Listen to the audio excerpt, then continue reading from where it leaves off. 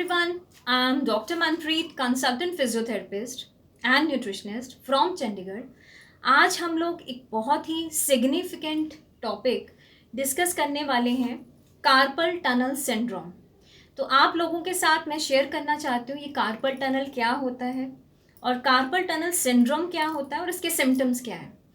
Carpal tunnel एक बहुत ही narrow tube या जिसको हम कैनाल कहते हैं, हमारी रिस्ट के अराउंड होता है और ये नॉर्मली वहाँ पे सिचुएटेड होता है टुवर्ड्स द मीडियन साइड। और इसमें ज़्यादातर जो इम्पोर्टेंट स्ट्रक्चर्स हैं वो लिगामेंट्स होते हैं, कार्पल बोन्स होती हैं 8 जो हमारे हैंड में होती हैं। उसके साथ साथ लिगामेंट्स होते हैं जो टिश्यूज़ को हैं या टनल को है वो कनेक्ट करके रखती हैं। उसके साथ साथ मीडियन नर्व होती है जो हमारे पूरे हैंड को सप्लाई करती है, खासकर थंब को, इंडेक्स फिंगर को, मिडल फिंगर को और रिंग फिंगर को। सिर्फ लिटिल फिंगर नहीं होती उसमें। और उसके साथ साथ हमारे जो टेंडन्स हैं जो एक तरह से बहुत इम्पॉर्टेंट पार्ट हैं कार्पल टनल का, और हमारे जितने भी फॉरआर्म के मसल्स हैं वो कनेक्ट होते हैं हैंड की बोन्स के साथ थ्रू टेंडन्स। तो ये सारे स्ट्रक्चर्स होते हैं कार्पल टनल में।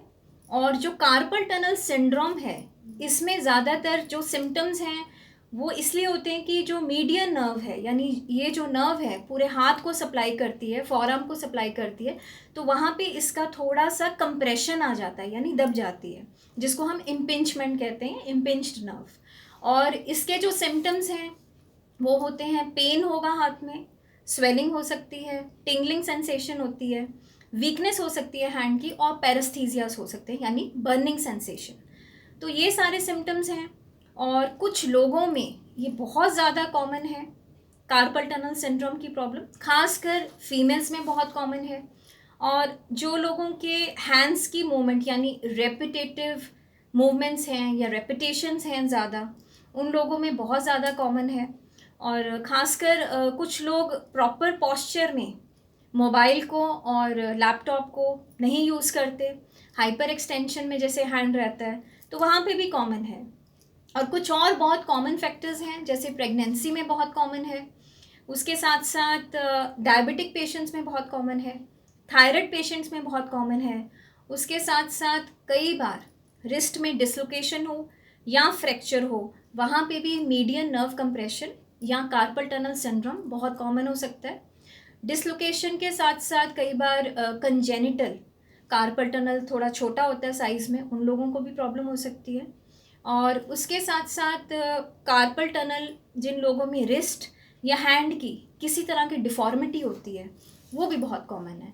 तो इसको प्लीज़, इस प्रॉब्लम को इग्नोर मत करें, क्योंकि जो कार्पल टनल सिंड्रोम है एक तरह से अगर हम इसको नहीं ट्रीट करते तो कुछ लोगों की नमनेस के साथ साथ हाथ में, ये लेफ्ट हैंड में भी हो सकता है, राइट हैंड में भी हो सकता है, और एट अ टाइम दोनों हाथों में भी हो सकता है। तो इसके जो सिम्टम्स हैं वो मैंने आपसे शेयर कर दिए हैं, पर इसको थोड़ा सा आप, अगर आपको लगता है कि वीकनेस है हैंड में या डिस्कम्फर्ट है या बहुत ज़्यादा टिंगलिंग सेंसेशन है, बर्निंग सेंसेशन है, प्लीज़ इसको इग्नोर मत करें, क्योंकि इसका बहुत अच्छा ट्रीटमेंट है फिजियोथेरेपी में। और हम कई तरह की थेरेपीज़ देते हैं। उसके साथ साथ पॉस्चर करेक्शन है, हैंड की मूवमेंट्स हैं, स्ट्रेचिंग एक्सरसाइजेज हैं, स्ट्रेंथिंग एक्सरसाइजेज हैं। उसके साथ साथ कुछ ऐसी थेरेपीज़ हैं जो बहुत ज़्यादा हेल्पफुल हैं इन सारे सिम्टम्स को कंट्रोल करने के लिए। और स्प्लिंट भी यूज़ किया जाता है, और एडवांस स्टेज में अगर नहीं ठीक होता वहाँ पे सर्जरी रिक्वायर्ड होती है। तो प्लीज़ इस प्रॉब्लम के बारे में थोड़ा सा सोचें, अगर प्रॉब्लम है तो वो शेयर करें और ट्रीटमेंट करवाएं टाइमली। और इसके रिगार्डिंग आप लोग कुछ भी डिस्कस करना चाहते हैं प्लीज़ वहाँ पे शेयर कीजिए, कमेंट्स कीजिए, सब्सक्राइब कीजिए मेरे चैनल को।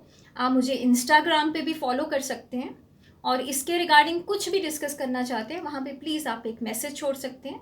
Thank you so much.